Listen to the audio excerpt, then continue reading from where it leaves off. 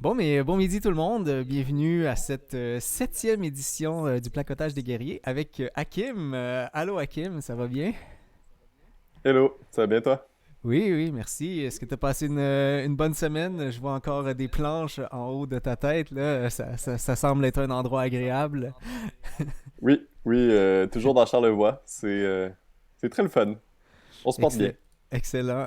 Moi, je suis toujours chez mes parents. On voit le décor parental derrière, là, avec encore quelques petites décorations d'Halloween, d'Halloween, de Noël. Mais le gros a été retiré ici, là. Est-ce que vous avez gardé encore vos décorations, vous? Ici, non. Mais à Montréal, c'est encore décoré, là. On aime ça.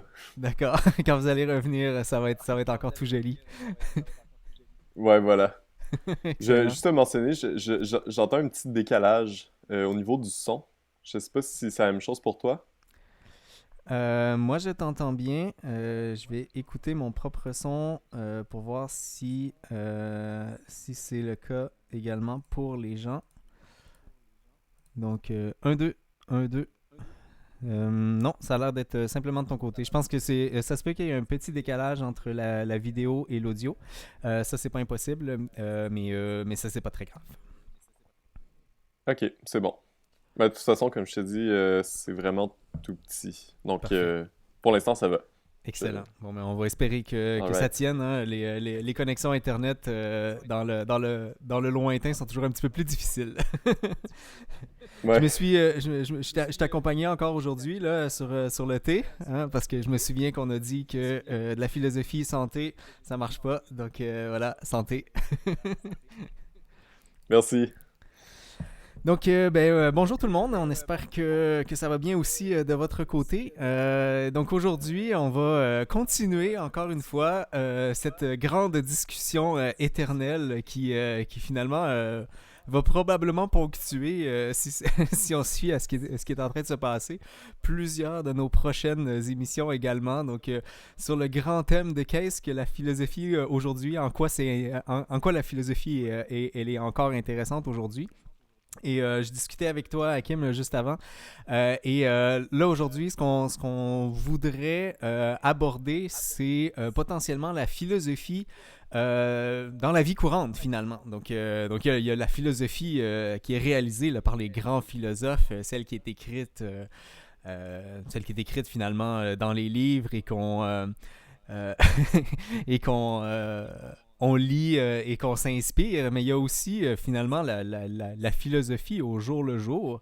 Euh, je me rends compte que j'ai un petit truc, je vais régler ça. La philosophie finalement au jour le jour qui est celle qui est finalement potentiellement utile pour la plupart des gens. Est-ce que tu vois une différence fondamentale entre les deux types, Hakim? Je pense que oui. Entre mettons, l'académique puis le quotidien tous les jours. Exact. Tu sais, j'imagine peut-être un peu naïvement là, que un remplit, j'ai peut-être pas le bon terme, mais remplit l'autre, c'est-à-dire que la philosophie académique s'inspire de ce qui se passe au jour le jour pour pouvoir avancer et se dire, bon, mais il y a ça qui se passe actuellement, tu sais, là, dans les cas actuels, on pourrait penser à ce qui s'est passé au Capitole cette semaine lors de j'allais dire l'inauguration, là, mais la nomination officielle de Joe Biden. Donc j'imagine que la philosophie va s'intéresser de ce genre de choses-là qui arrivent. C'est pas tout à fait au quotidien, mais c'est la réalité de chacune des personnes. Et inversement, les personnes comme moi, là, qui discutent avec des philosophes comme toi, qui s'en inspirent pour pouvoir potentiellement orienter leur vie. Je pense à la morale, mais tu vois, c'est ça, je me rends compte que potentiellement, je limite mon interprétation à la morale. Il y a peut-être d'autres choses aussi là, qui sont importantes à considérer. Ouais, je pense que une des premières distinctions qu'on peut faire, là, euh, je pense que fondamentalement, il n'y a pas vraiment de différence, mais dans les faits, comment ça se pratique, il y en a une. En fait, il y en a plusieurs, puis des fois, c'est assez gros. Euh, mais tu mentionnais par exemple le Capitole, est-ce que ça va alimenter les discussions académiques, les événements de l'actualité politique? Mhm. Que je sache, non. Ah non? Ok. Non. Ce qui peut alimenter, c'est sûr que des gens qui vont étudier ou enseigner la philosophie à l'université vont pouvoir rentrer en dialogue avec tu sais, la société civile ou politique, là, Mhm. faire des chroniques dans les journaux, etc. Mais dans les cours ou dans les laboratoires, c'est pas comme ça que ça fonctionne. Ok, ça c'est Euh, super intéressant. Je suis curieux de savoir pourquoi. Est-ce que, là j'ai mis une hypothèse, est-ce que c'est parce que l'actualité, bon, premièrement, elle change trop vite, mais deuxièmement aussi, euh, ce qui intéresse la philosophie, c'est plutôt les racines de ça. Et donc, le fait qu'il y ait un événement dans l'actualité, finalement, c'est pas si important parce que l'humain ne change pas derrière. wow. Je, je sais pas trop comment te répondre, là. En fait, c'est pas que c'est pas intéressant, c'est juste que ça trouve pas sa place dans le fonctionnement des développements de la philo derrière les bancs d'université, là. D'accord. C'est-à-dire que ils vont... Je pense que je l'avais déjà mentionné, c'est une blague qui en est pas vraiment une finalement, mais les philosophes, on les aime marre. C'est-à-dire que souvent Donc, les l'actualité est pas pensées qui sont très. discutées, ouais, c'est trop. Quand c'est trop d'actualité, c'est problématique. Mais là, c'est une caricature, mais souvent, c'est la pensée des auteurs qui va être discutée, puis la pensée des auteurs a pas nécessairement rapport avec l'actualité. C'est-à-dire que Oui. l'actualité, il y a pas de. L'actualité, elle peut être pensée, mais souvent, ça va pas rentrer dans un grand ordre de priorité, disons, Mhm. de ce qui va être étudié ou regardé dans les salles de cours, parce que ça a comme pas fait l'épreuve du temps, si on veut. Ouais, ouais. Euh, Puis en fait, c'est aussi une question d'impartialité, c'est-à-dire que la philosophie a pas pour rôle de dire ce qui est bon ou mauvais dans la vie courante, là, ou si Mhm. oui, c'est pas, c'est qu'il y a toujours un danger comme de partisanerie, fait que je pense que c'est toujours dangereux d'embarquer dans l'arène politique en l'occurrence. Je comprends. Par contre, là où ils sont plus d'actualité, c'est quand ça concerne l'actualité scientifique ou des choses comme ça, là, culturelles. Là vraiment, comme c'est plus moins partial, disons, là, c'est moins partisan, là, c'est moins tabou, disons, de faire ces démarches-là. Est-ce que ce serait en mention, par exemple, de l'éthique? Est-ce que c'est à ça que tu penses en disant ça?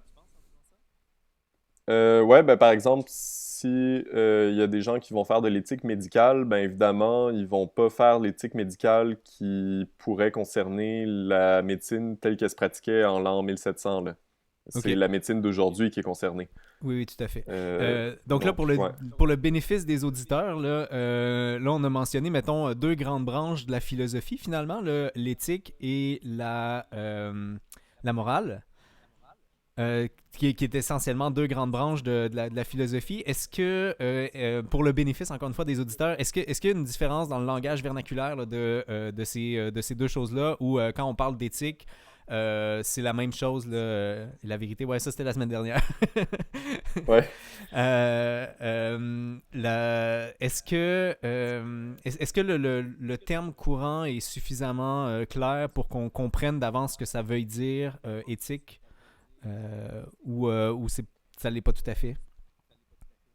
Ben là, dans le fond, si on veut faire des catégories, moi je préférais utiliser l'éthique comme une super catégorie, OK. puis rentrer la morale ou la politique ou je sais pas quoi à l'intérieur, les enjeux de justice aussi à l'intérieur de cette super D'accord. catégorie.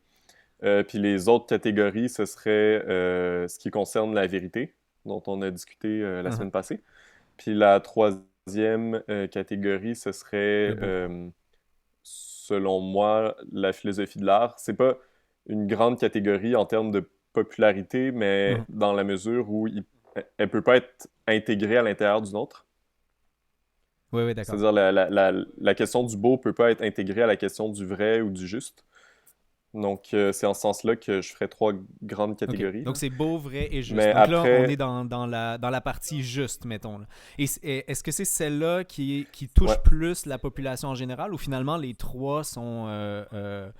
Les trois dans la vie courante sont utiles, tu sais, qu'il y ait des personnes qui aient étudié la philo puis que la population en général, je sais pas, soit spontanément ou soit par intuition réalise là, des choses là-dedans. C'est dans ces trois catégories-là. le plus populaire sur les bancs d'université puis dans la vie de tous les jours, c'est très clairement l'éthique.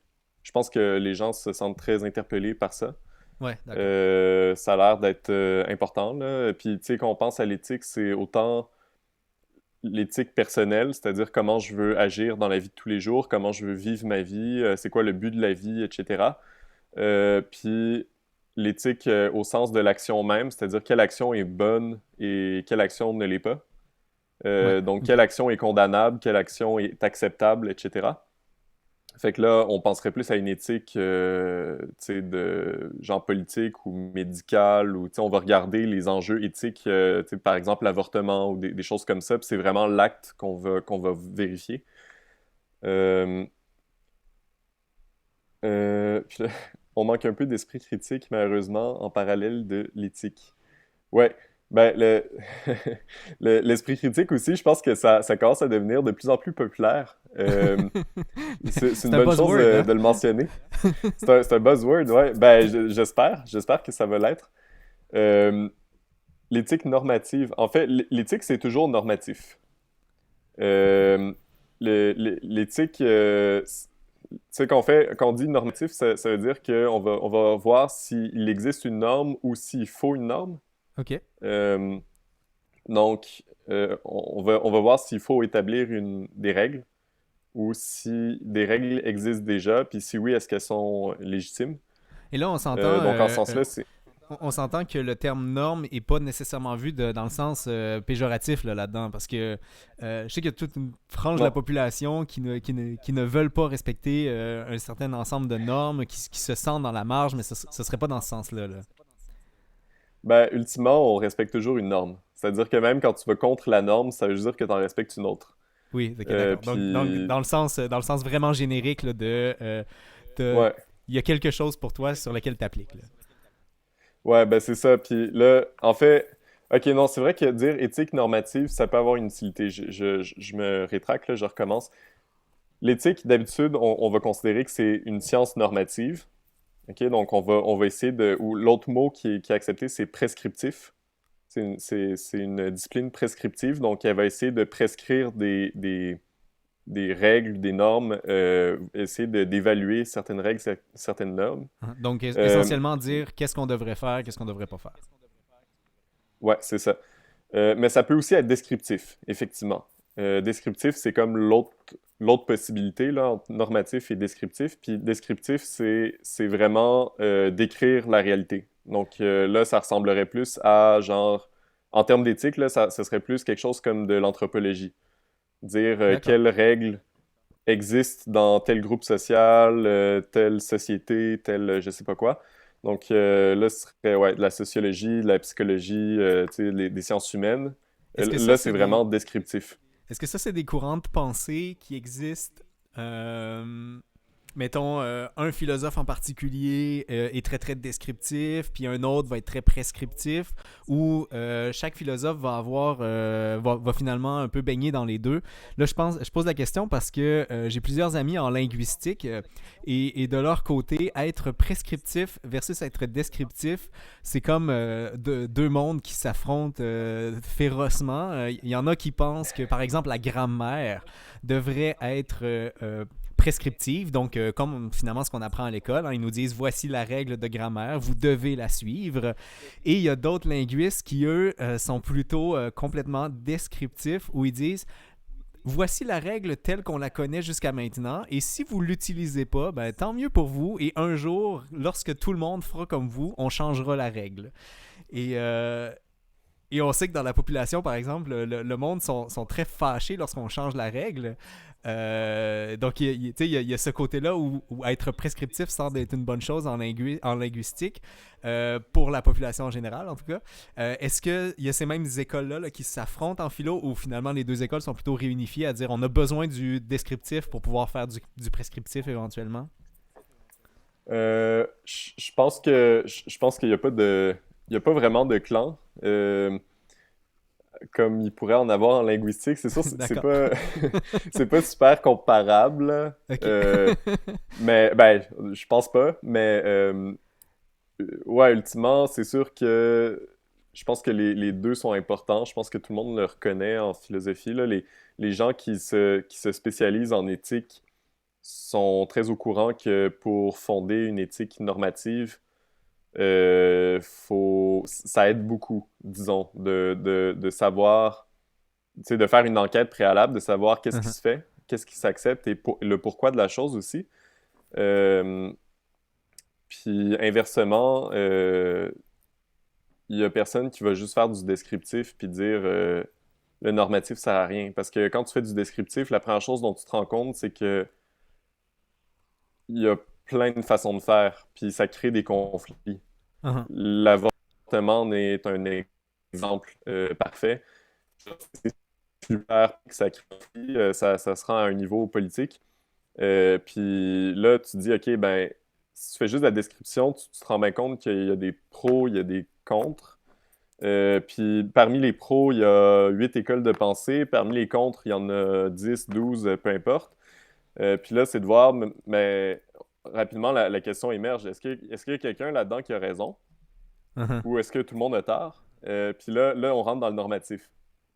D'accord. On va comparer tout ça, puis on va dire, pour X, Y, Z raisons, ceux-là, ils ont tort, puis eux, ils ont raison, etc. Puis là, c'est comme un débat, mais non partisan, ou en tout cas, idéalement non partisan.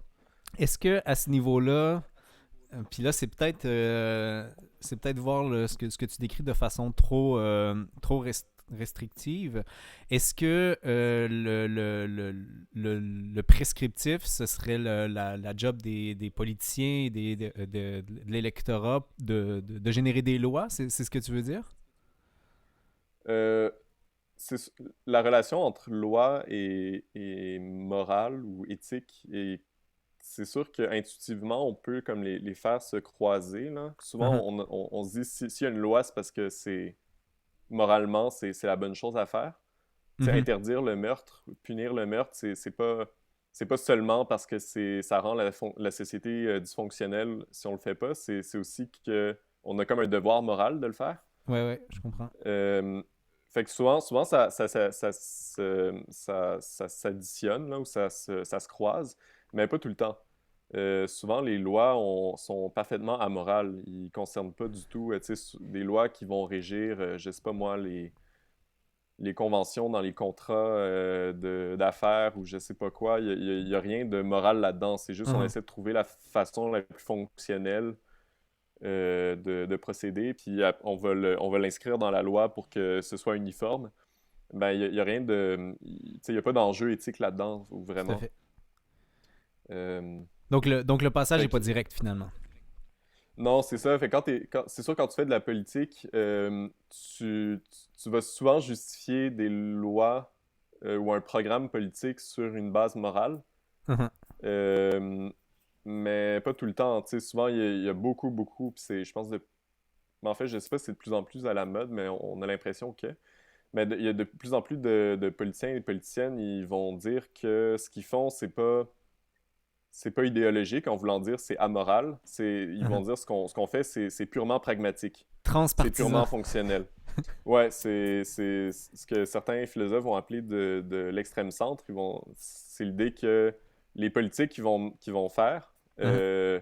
qui vont affecter la société, c'est pas ni de gauche ni de droite, c'est pas idéologique, c'est juste purement fonctionnel. Comme quand tu je sais pas, cherche la meilleure façon d'abattre un arbre, ben, tu as 8 options, tu vas prendre la plus efficace, puis c'est pas parce que c'est la plus gentille ou la plus méchante ou je sais pas quoi, c'est juste parce que c'est la plus efficace. D'accord. Puis ils vont avoir cet argumentaire-là pour justifier les mesures qu'ils prennent. Euh, Là, fait que je dis ça comme ça, ouais, là, mais ça me semble être de la bullshit. ben ça dépend. Ça dépend. C'est vraiment compliqué. C'est dur aussi de voir jusqu'à quel point l'intention est authentique. Uh-huh. Euh, c'est- mais ouais, je saurais pas me prononcer là-dessus. Je pense que c'est du cas par cas, là. Mais c'est sûr qu'il peut y avoir de la bullshit, là. Quand certains philosophes ont parlé d'extrême centre, souvent c'était pour critiquer, là. C'était pas juste pour faire une description, tu sais, nommer un état de fait, c'était pour critiquer et dire c'est pas vrai que c'est au centre. Ouais, ouais, c'est ça. C'est idéologique, sauf que j'imagine très bien que ça peut ne pas être le cas. Parce que, tu sais, pour rebondir là, sur ce que Max Chubb disait, là, ça dépend de l'enjeu sous-jacent, mais je suis pas certain. Tu sais, là, la raison pour laquelle le mot bullshit m'est venu en tête, c'est, tu sais, tu donnes l'exemple de couper un arbre, puis que tu dis, OK, on va le faire de la façon la plus efficace possible, et voici comment on va faire. Mais sauf que derrière, il y a certaines personnes qui pensent que les arbres ont une âme et que dès que tu le coupes, il y a un problème, tu sais. Et bien que je souscris pas à ce genre de réflexion, ces personnes-là, elles existent et elles vont voir le fait de couper l'arbre, peu importe de la façon, comme étant quelque chose de amoral, tu sais. Et c'est là où j'ai l'impression que de toute façon, peu importe ce que tu vas faire, il y a toujours au moins une personne qui va avoir l'impression que t'es pas en train de juste faire quelque chose le plus efficacement possible, mais que tu es en train nécessairement de faire quelque chose de amoral. Euh, peut-être que ma réflexion elle est pas bonne, hein, mais c'est ça qui m'avait Hmm. fait l'idée que finalement de dire que c'est finalement complètement centriste et qu'il n'y a, pas de questions morales associées à ça. C'est potentiellement même... ça a l'air d'être une question où il n'y a pas de moralité, mais finalement, il y en a peut-être une. T'sais.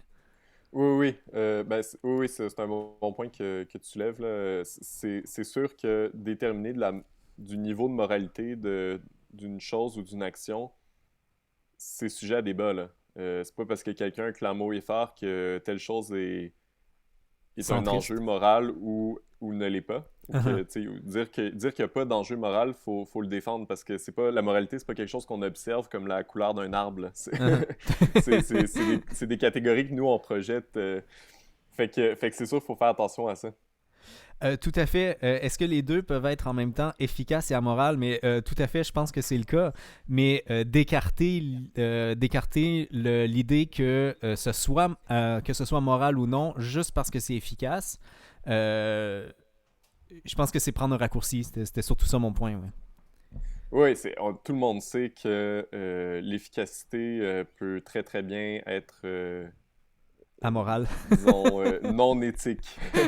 Tu sais, si En la fait, façon la plus efficace je sais pas moi, de tuer des prisonniers de guerre, c'est de les envoyer dans des chambres à gaz, ben c'est sûr que la moralité est très très impliquée, là. Tu peux pas dire non, non, c'est juste une méthode, c'est parfaitement. C'est dépourvu d'enjeux éthiques. Tu sais, non. en fait, j'ai plutôt l'impression que justement l'efficacité pure, elle s'approche drôlement de l'amoralité avec un L apostrophe, plus que l'inverse en tout cas. Tu sais. Attends, faut faire attention, parce que quand je dis amoral, ça veut dire dépourvu d'enjeux moral. Ah oui, oui, d'accord. Il faut faire attention, parce que l'autre mot, ce serait immoral. Immoral, oui, c'est ça. Immoral, c'est bien immoral Ouais, que ok, je voulais c'est ça. dire. Mais dans ce Mais là, cas-ci, si on... vas-y. Non, vas-y, vas-y. Dans ce cas-ci, efficacité et amoralité peuvent effectivement aller ensemble, mais c'est pas nécessairement le cas. En fait, sont pas mutuellement exclusifs. Là. Ouais, ouais, puis non, ça, y a pas de rapport d'implication ou de contradiction non plus, là. Euh, Mais dans le C'est... discours politique, par exemple, on peut essayer d'en discarter un en disant ce qu'on fait, c'est l'efficacité. Et donc, on se pose pas la question de la moralité associée à ça. Et on espère que le monde s'en rendra pas compte qu'en fait, c'est pas mutuellement exclusif. Je pense que c'est surtout ça le point, là, finalement.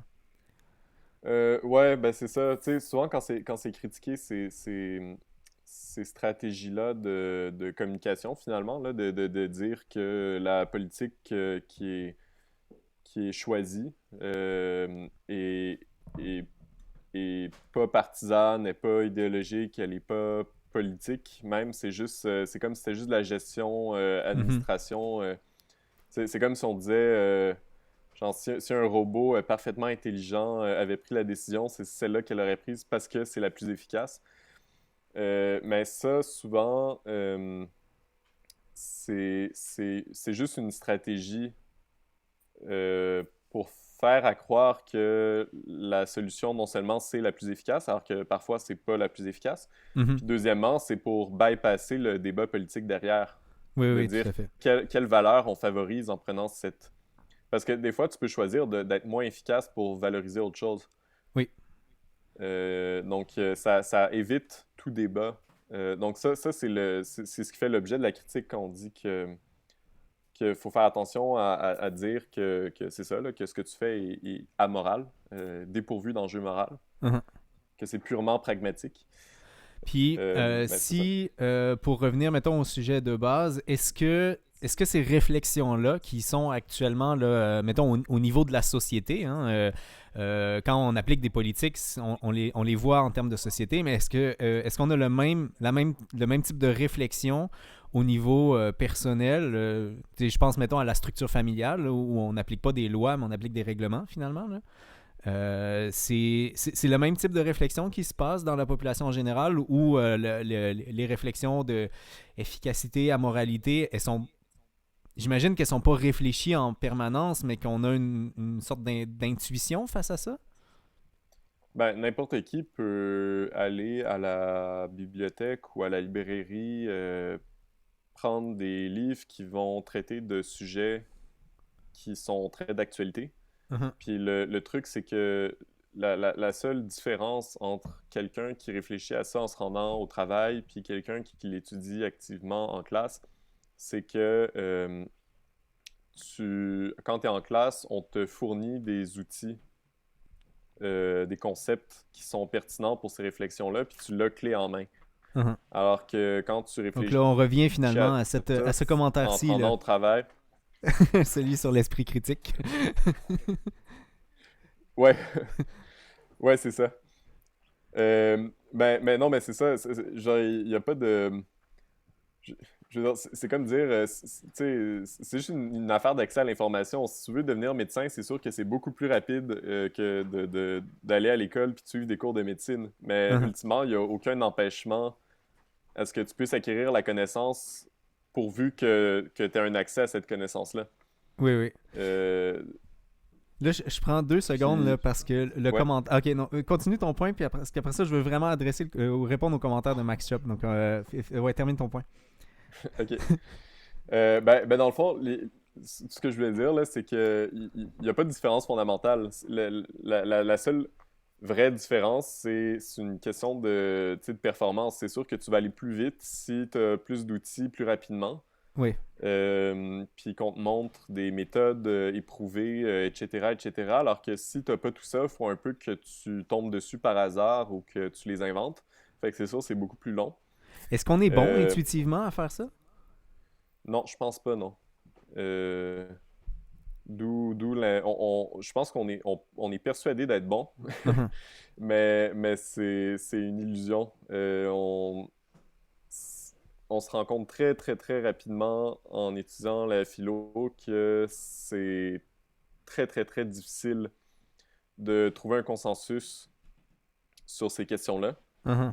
Parce que souvent, on a comme une réponse personnelle, puis on se dit, elle va de soi, mais dès que tu la confrontes publiquement aux autres, à des gens outillés, tu te rends compte que eux aussi ont une bonne idée, puis à défendre mieux que toi, en fait. Mhm. Donc, en tout cas, c'est ça.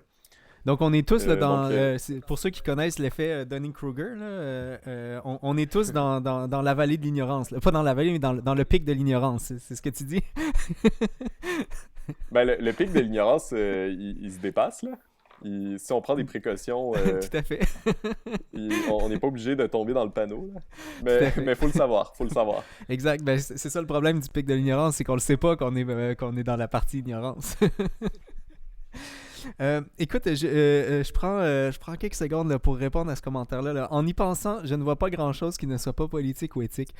Euh, je me souviens, tu sais, évidemment, j'ai pas de formation ni en éthique, ni en philosophie, là, mais je pense que, puis là, je m'inscris entièrement dans l'idée que je suis potentiellement dans le pic de l'ignorance de la Dunning-Kruger. Pour ceux qui ne savent pas, là, si jamais vous avez besoin qu'on vous décrive l'effet Dunning-Kruger, écrivez-le dans le chat, on ira là-dessus.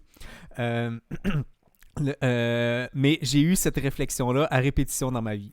Je vois pas grand chose qui est pas politique ou éthique. Tu sais, t'essaies d'en déterminer, puis là après ça, si tu sors de la. Tu sais, mettons que tu vas. Écoute, même en art, ou le beau, j'ai l'impression qu'il y a une question politique et éthique dans la description et l'interprétation du beau. Tu sais. J'avais essayé dans ma vie de dire, OK, quelque chose qui est complètement amoral là, dans le terme sans moralité mais intrinsèque et j'en trouvais pas tu sais donc est-ce que moi et Chop on est dans la vallée de l'ignorance là-dessus dans le pic de l'ignorance pardon. Ben, que je sache, non. Là, après, D'accord. c'est si moi-même je suis pas dans le pic. Mais que je sache, non. Puis je pense que c'est une remarque très, très, très importante. Effectivement, qu'est-ce qui est pas politique et qu'est-ce qui est pas éthique, c'est vraiment pas évident de voir quelque chose à l'extérieur de ces sphères-là. En fait, je pense que spontanément, on pourrait penser à beaucoup de choses, mais que en regardant de plus près, c'est pas si clair que ça. Puis en fait, il y a beaucoup, beaucoup, beaucoup d'universitaires qui se cassent la tête à montrer que tout est politique ou tout est éthique. OK. Donc c'est Puis vraiment que c'est une branche qui le... existe là. Ouais, en fait, par exemple, ce qu'on va appeler les théories critiques, Oui. qui est comme, si on veut, une espèce d'école de pensée. Euh, les gens qui sont des fervents défenseurs et défenseresses de la théorie critique vont chercher à extraire le côté politique de toute chose. OK. Entre autres, ils vont pas faire ça de leur journée, là, mais c'est une des, disons, une des choses importantes, c'est de voir l'aspect politique dans toute chose. Donc, dire, ben, c'est pas bénin si, s'il y a, je sais pas moi, des différences, je sais pas moi, de revenus dans le quartier, c'est clairement l'impact de la politique. Il y a quelque chose de politique là-dedans. Ouais, ouais. Ou s'il y a de la pollution, c'est pas juste un effet secondaire imprévisible, je sais pas quoi, qui est parfaitement apolitique. Non, s'il y a de la pollution, c'est le résultat d'un état de fait politique, Uh-huh. etc., etc. Donc là, tu vas... Puis là, après, l'idée, c'est pas de s'arrêter là, c'est de décrire c'est quoi la structure politique qui produit ces effets-là dans le monde, qui produit ces états de fait, ces environnements-là. Mais les Euh, cas que tu mentionnes, Hakim, m'apparaissent quand même j'allais dire trivial, mais évident, tu sais, que, ouais, mettons, la pollution mondiale soit une question politique, ça m'apparaît évident. Mais si tu es en train de réfléchir à est-ce que je prends cette boîte de lait-là ou cette autre boîte de lait-là, qui est une décision, finalement, que tu vas faire dans ta vie, mais qui apparaît pas spontanément politique, euh, alors que, justement, si on gratte un peu, on peut dire, ben, le choix que tu vas faire, tu vas choisir une compagnie en particulier qui, elle, a quelque chose derrière. Celle-là, elle m'apparaît moins évidente, le choix, que quand je vais à l'épicerie, finalement, à chaque fois que j'achète quelque chose, je fais un choix politique. Euh, parce que finalement, si on s'intéresse aux sphères personnelles, je pense que c'est là où on voit moins spontanément le fait qu'on on a des choix politiques qu'on fait constamment, finalement. T'sais. Mhm.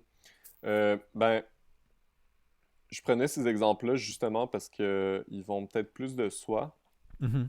Euh, mais en fait, la raison pourquoi je vais pas plus dans le détail, c'est que je suis pas du tout calé là-dedans, là. Mais pour essayer de répondre là, dans l'exemple de la pinte de lait, euh, c'est que au niveau individuel, il y a des théories qui sont développées, là, dites critiques, mais il y en a d'autres qui vont voir qu'est-ce qui façonne le sujet, donc la personne, l'identité. Tu sais, comment tu te perçois, comment tu perçois le monde, puis comment tu perçois les normes, donc qu'est-ce que tu dois faire, qu'est-ce que tu ne dois pas faire. Mhm. Tout ça, c'est façonné par ton environnement et par la structure politique, mais pas seulement politique. Ça peut être morale ou je sais pas quoi, Ok, religieuse. je t'arrête 2 secondes, juste pour être sûr que je comprenne bien. Ce que tu veux dire, c'est que d'un côté, on pourrait dire que c'est une question politique, mais de l'autre, on pourrait dire que en fait, c'est pas une question tant politique, c'est plutôt une question sur, ben finalement, il y a une norme sociétale qui a été établie et tu te poses pas tant la question, mais plutôt tu acceptes la norme comme telle, puis tu vas prendre cette boîte-là en particulier, ou ce lait-là en particulier. C'est ce que tu veux dire? Ben là, prendre cette pinte de lait-là plutôt qu'une autre, c'est tricky, là, parce que ça demande beaucoup de ces théories-là. Mais admettons qu'on se lance puis qu'on s'essaye, là. L'idée, ce serait de dire que il y a des relations de pouvoir dans le monde. La politique, tu sais, de façon inhérente, c'est juste de comprendre comment se manifeste le pouvoir dans une société. Mhm. Ben, tu dis, OK, le pouvoir se manifeste de telle façon, il y a tel mécanisme de pouvoir, le pouvoir agit de telle façon. Puis ce mécanisme-là ou cet état-là social, politique, va produire, va influencer en fait les relations que les gens ont avec le monde et ou que les gens ont entre eux. Donc, si, par exemple, je vis dans un monde totalitaire, admettons, là, genre, je sais pas moi, George Orwell ou je sais pas quoi, Mhm. aller faire son épicerie puis acheter une pinte de lait, ça serait pas possible. Ou disons que ce serait la marque des privilégiés. Les privilégiés peuvent sortir de chez eux puis avoir le choix. Ouais, c'est ça. Les autres ont juste pas Alors le que choix. les autres n'auraient pas le choix. Les autres mangeraient des genres de galettes leur permettent de vivre une autre journée. Donc là, imaginons soleil Puis vert, ils là. pourraient... Soylent Green. Ouais, c'est ça. Là, tu parles du film? Exact. Ouais, c'est ça. Très bon film. Mais ouais, c'est ça. Puis là, on serait tenté de dire, mais le fait de manger une galette plutôt que de prendre une pinte de lait à l'épicerie, c'est apolitique. C'est juste un état de fait. Mais là, on va dire non. L'état de fait est généré par une structure politique particulière. Fait Uh-huh. que là, le fait que tu aies accès à une pinte de lait, en fait, dans un dépanneur, puis le fait qu'un dépanneur existe, c'est parce qu'on vit dans une société de marché, on vit dans une société démocratique, on vit dans une société je sais pas quoi. Donc, tout Ouais, l'environnement social, politique et tout fait en sorte que tu as la possibilité d'acheter une pinte de lait, puis tu vas le faire aussi. mhm. Puis si tu le fais pas, il y a d'autres raisons politiques de pas le faire. C'est-à-dire, si tu es vegan, ben, c'est que tu considères que c'est pas vrai que les vaches devraient être exploitées comme des esclaves à pomper du lait toute la journée. Ben, c'est aussi que tu as un rapport au pouvoir qui est façonné via ton éducation. Et Ouais. puis là, si on remonte encore plus haut, de façon plus abstraite, via l'état de fait du pouvoir dans ta société. Donc là, c'est sûr, c'est comme tiré, ça peut paraître tiré par les cheveux, puis ça peut être très critiquable, mais en même temps, je pense que ça peut être pertinent de le considérer comme une perspective, de se dire, ben effectivement, la structure du pouvoir dans une société peut avoir des effets insoupçonnés. Mhm. Puis on a déjà pu le prouver. Là, le mot preuve est peut-être un peu risqué, là, mais on a pu le prouver pour certaines choses. Par exemple, en sociologie, quand, tu sais, je pense que c'était qui? C'est Durkheim, pardon. C'est Durkheim. Ah, voilà. Émile Durkheim. Ben pour lui, le suicide, sur, tu sais, sur le plan sociologique, quand quelqu'un se suicide, c'est pas le produit de la psyché, tu sais, c'est pas un acte individuel. OK. Le suicide, c'est le produit d'une situation, d'un état de fait social, collectif. Donc, la Dans le... personne qui se suicide, c'est la personne qui est isolée socialement, qui est, je sais pas moi, bannie ou je sais pas quoi. Tu veux dire dans le Ce qui même fait sens que que dans le même sens là, que la simple existence du choix de la boîte de la pinte de lait était déjà un acte politique en soi parce que ça montre que tu es dans un système politique ou du moins politisé. La présence de personnes qui ont des tendances suicidaires et qui se suicident est aussi politique dans le sens où c'est finalement la société qui a amené à la production de cet état-là. C'est ce que ça veut dire finalement? ouais, en quelque sorte. Puis encore là, je suis pas super calé. Tu sais, moi mon champ d'intérêt, là, c'est plus l'épistémologie. Donc, tu sais, On parle. tous les aspects de théorie critique. Ouais, ouais, je sais, on parle, mais j'aurais de la misère à te répondre plus que ça. C'est correct. Puis là, ici, ça revient à la question du début, philosophie vécue au quotidien. Oui, donc là, tu sais, c'est ça, Euh, ça avait été écrit au moment où j'ai posé la question, tu sais, sur la pinte de lait, finalement, là, tu sais, dans, au quotidien, on a des choix à faire et on se rend pas toujours compte que ces choix-là, finalement, même s'ils ont l'air complètement banals, j'allais dire banaux, qui sont complètement banals, qui sont en réalité, si on creuse un tout petit peu, des choix éthiques ou du moins qu'il y a une philosophie derrière chacun de nos choix, que ce soit à travers les différentes peintes de lait qu'on peut choisir, mais aussi à travers les différentes sortes de lait, de prendre du lait de vache versus du lait d'amande. Mais ça paraît évident que c'est un choix politique parce qu'on en entend parler mais entre différentes marques, ça, on en entend moins parler, tu sais. Que finalement, ça aussi, c'est un choix politique, ou le fait d'aller à telle épicerie versus telle autre. Euh, Tu sais, j'ai l'impression que plus on va dans le quotidien, moins on se rend compte que le choix qu'on fait, c'est un choix politique. Puis, tu sais, j'ai longtemps essayé de retrouver lequel de ceux-là, puis je reviens à la question là, de Max Chop, lequel des choix au quotidien que je fais qui est finalement pas un choix réellement politisé ou pas un choix qui pourrait être applicable par la philosophie. Et j'en ai pas vraiment trouvé. La façon qu'on va éduquer nos enfants, la façon qu'on va communiquer avec nos amis, la façon que là, d'autant plus aujourd'hui où rencontrer des amis, c'est comme un acte de sédition. hmm. Mais dans le temps normal, mettons au Québec, rencontrer du monde, le choix que tu vas faire de tel ami, tel autre ami, finalement, il y a toujours quelque chose de philosophique derrière, ou du moins politique, et certainement éthique là, derrière ça, qui est finalement difficile à accepter parce que c'est comme si j'avais consciemment besoin de faire un choix sur certaines des choses, alors que finalement, la seule chose que j'ai envie, c'est de me faire plaisir, de voir tel ami, parce qu'aujourd'hui, ça me tente de le voir. Euh, c'est pour ça tantôt que je demandais si on était intuitivement bon à faire ces choix-là, parce que finalement, on en fait énormément des choix politiques. Faisons-nous vraiment des choix ou nos choix sont-ils influencés par notre environnement? Ben là, c'est ce que Akin disait juste avant. On est mis dans un environnement sociologique particulier et l'exemple de la personne suicidaire, c'est finalement l'exemple de ça. Est-ce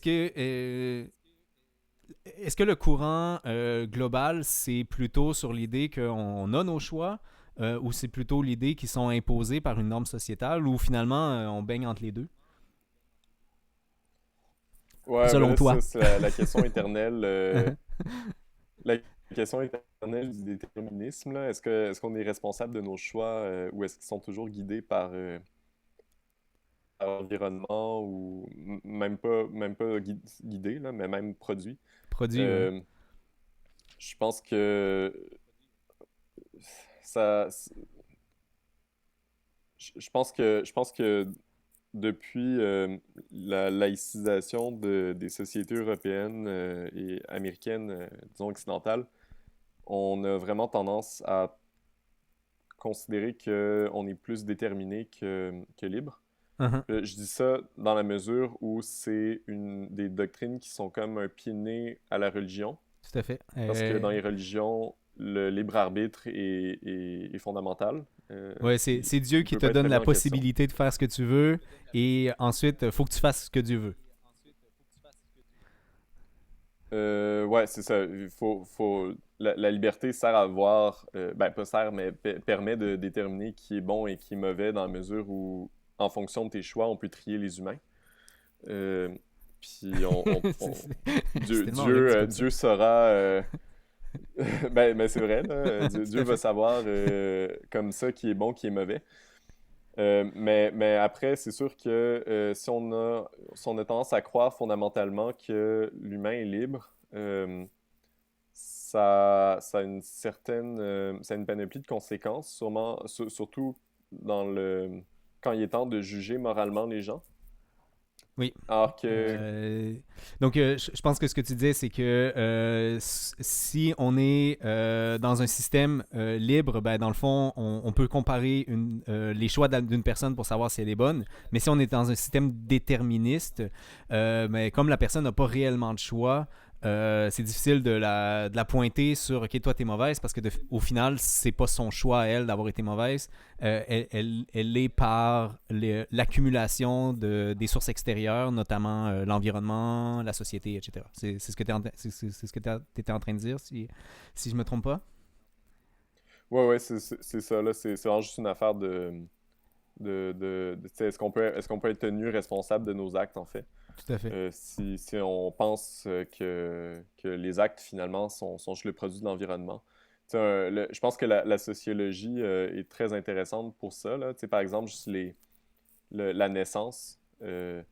On pourrait penser que les naissances sont réparties plus ou moins également tout au long de l'année, mais il n'y a rien de plus faux, là. Je veux dire, les naissances sont regroupées à certains moments parce que les gens décident de faire des enfants à certains moments de l'année. Saint-Valentin. Donc là, tu te rends compte.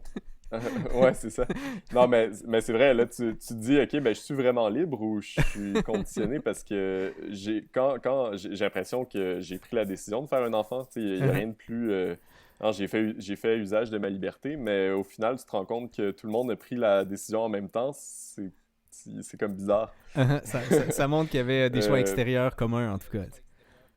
Et ouais, c'est ça. si on va pire que ça, il y a une tendance actuelle là, en sciences, là, je ramène dans mon domaine à moi, il y a une tendance actuelle sur il y a quelques années, quelques années, voire un ou deux maximum, on a découvert le boson de Higgs.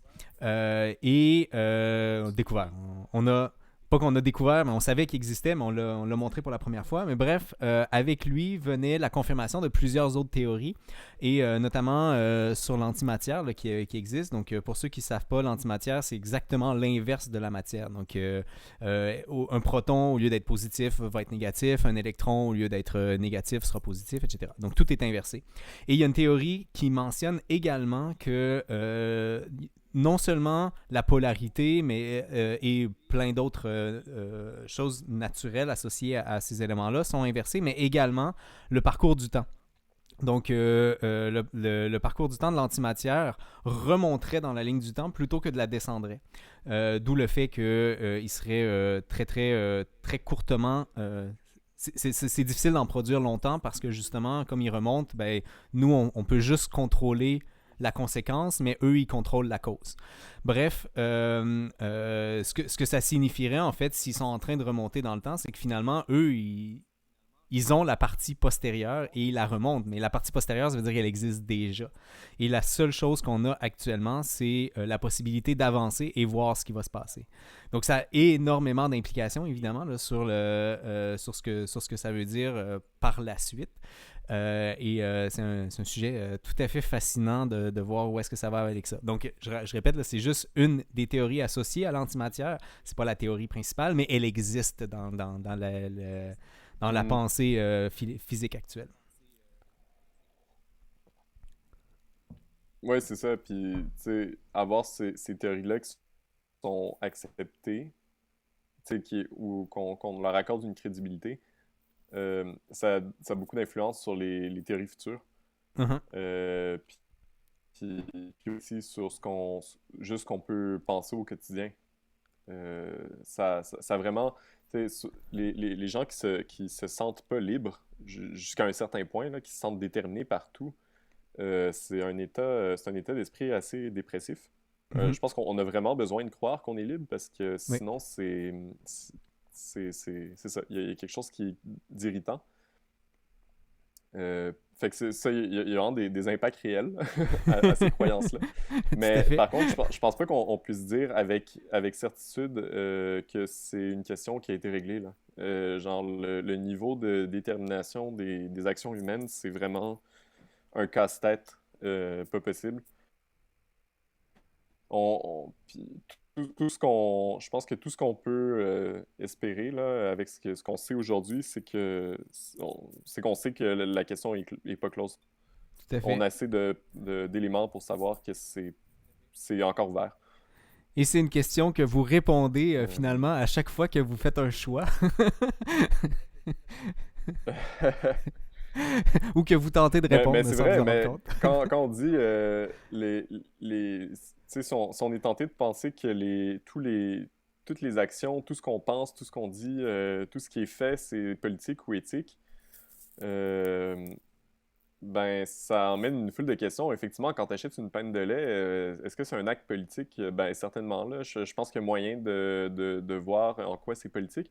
Mais après, ce qui est intéressant aussi, c'est de voir quel degré de réalité on accorde à ce qu'on appelle politique. Mhm.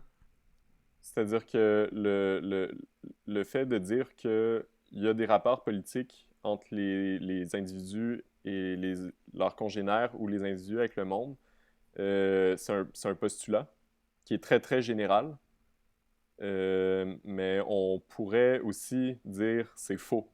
Il y a des philosophes qui vont dire que la politique, c'est une chimère, ça n'existe pas. Le monde est apolitique ou le monde est D'accord. amoral. Sont peu nombreux et nombreuses, mais il y en a. Puis c'est aussi intéressant, je crois. Est-ce que ça vient avec le Ça se défend. déterminisme? Est-ce que Qu'est-ce que tu veux dire? est-ce que la raison pour laquelle il mentionne que c'est amoral, c'est parce qu'il n'y a pas de libre arbitre finalement? Ou c'est vraiment que les choix en question qui sont réalisés ne sont pas des choix politiques? En fait, ça a plus rapport, je pense, avec le débat objectivité-relativité. D'accord. C'est-à-dire que souvent, quand on va dire que le monde est politique ou le monde est éthique, on sous-entend un certain objectivisme dans la mesure où, mettons tu dis, ben, OK, il y a plusieurs écoles de pensée, plusieurs positions sur l'avortement, ben, quand tu vas faire de l'éthique normative, tu vas dire, ben, je postule que quelqu'un a raison. Ou même si tout le monde a tort, il y a quand même une bonne réponse. Il y a une Mhm. bonne position éthique. Il y a quelque chose de fondamentalement bon dans certains actes. Puis des gens qui vont dire que l'éthique. Tu sais, il y a comme deux critiques à ça. Tu peux dire ce bon absolu-là, il est introuvable. Donc ça mène à un genre de relativisme ou de pragmatisme. On veut pas prendre l'option la meilleure parce qu'on a, tu sais, en termes d'éthique, parce qu'on n'y a pas accès. Mais l'option auquel on a, par contre, ce serait la plus efficace. Fait que ce serait une réponse. Mais une autre réponse ce serait de dire, ben, l'éthique n'existe juste pas. Donc, c'est une fausse question. Les gens, ils font ça, tu sais, ils vont prendre position sur la base de fausses croyances. Puis là, on prend vraiment C'est une le tangente qui contre-pied semble là, de tout le débat. c'est une tangente qui semble être intéressante à investiguer dans une prochaine émission qui arrivera dans les semaines à venir, Hakim. Oui. Ben, en fait, je vais écrire dans le chat, cette position-là, souvent, de manière générique, on va l'appeler nihiliste Les nihilistes, ouais. Parfait, merci de ça. Donc, ou sceptique. Fait que je mets les deux termes, là. C'est juste que les termes renvoient pas à des catégories de, de, non, ça renvoie à des catégories différentes de la philosophie. donc Bon, quelle est selon vous l'évolution de la conscience? je pense, Chop, que on va garder cette question-là pour une prochaine émission parce que moi, je regarde ma tasse. Ma tasse est maintenant vide, Hakim.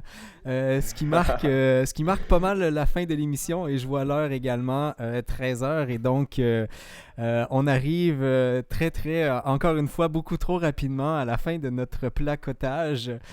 Est-ce qu'il y a un petit résumé qu'on peut faire en une minute de la journée? J'essaie de réfléchir là. On a parlé surtout de la politique des choix finalement. Là. Je pense que ça a été la thématique qui a été réellement explorée.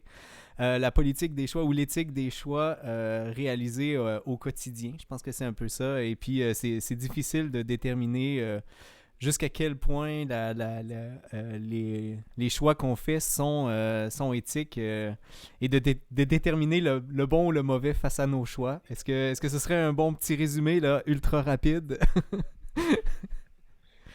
Oui, je pense que oui. Terminer sur le nihilisme aussi, c'est quand même pas pire. Ouais, on ouvre encore plein de portes. J'invite tout le monde à regarder ça, là, à explorer ces thématiques-là. C'est quand même intéressant. Tout à fait. Donc, vous êtes invités, chers auditeurs, à lire sur le nihilisme. On va peut-être explorer la chose dans les prochaines semaines. Écoute, je te remercie, Hakim. Ça a été encore une fois une discussion très, très enrichissante et très, très intéressante. Et je trouve ça le fun qu'on ait commencé. Et je vais juste dire commencer à intégrer l'idée du quotidien parce que visiblement, il va falloir faire au moins une ou deux émissions là-dessus encore parce qu'on n'en a pas parlé beaucoup. C'est facile de prendre une tangente globale quand on parle de philo et puis j'aime l'idée qu'on commence à explorer tranquillement l'idée de ce qui se passe au quotidien. Ça prendrait des arbitres qui ramènent la discussion sur le droit chemin. Tout à fait. Qui nous disent hey, vous êtes en train de diverger. Mais je trouve que les choses qu'on apporte sont importantes aussi dans la compréhension globale. Donc c'est pour ça que ça me dérange pas du tout. C'est des bons compléments, je trouve aussi. Tout à fait. Bon, mais merci beaucoup. Pour vous, auditeurs, je vous rappelle que vous êtes invités à follow la chaîne Twitch ainsi que ma chaîne Facebook sur laquelle vous avez les actualités qui se passent. Je vous ai mis dans le chat juste ici le lien. Allez aimer la chaîne Facebook. Cette fin de semaine, je vais mettre en ligne la programmation que j'ai pour la session d'hiver 2021. Donc, j'essaie d'élargir mes horizons. Donc, je vais vous envoyer ça au courant de la fin de semaine. Et puis, voilà. Donc, encore une fois, merci Hakim. On se retrouve, nous, à tous les vendredis midi pour la session. On est d'accord avec ça? Oui, ça me va. Merci beaucoup à toi. Excellent, mais ça me fait plaisir. C'est une discussion toujours enrichissante. Et pour ceux qui sont intéressés, les discussions qu'on a avec Hakim sont disponibles sur YouTube ainsi que celles d'aujourd'hui. Voilà, donc je vous souhaite une excellente journée et c'est Scientifique du lundi qui vous souhaite bonne science tout le monde.